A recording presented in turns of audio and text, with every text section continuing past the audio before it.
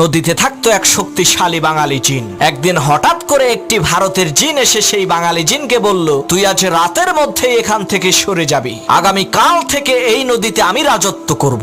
ভারতের জিনের এই ধমকি শুনে বাঙালি জিনটি একটি জেলের কাছে গিয়ে বলল, ভাই তুমি যে এই নদীতে মাছ ধরো, আজ পর্যন্ত আমি কি তোমাকে কোনো কষ্ট দিয়েছি? জেলে বলল, না তা তো দেন নাই। তখন সেই বাঙালি জিন বলল, তাহলে আজ রাতে তুমি আমাকে একটু সাহায্য করবা, আমি ভারতের এক জিনের সাথে লড়াই করব। তখন আমি তোমাকে ডাক দিয়ে বলবো, বড় ভাই আপনি আসেন। তুমি তখন বলবা, ওরে ধর আমি আসতেছি। জেলে বলল, ঠিক আছে। কথা অনুযায়ী রাতের বেলা বাঙালি জিন আর ভারতের জিনের মধ্যে তুমুল লড়াই শুরু হয়ে গেল।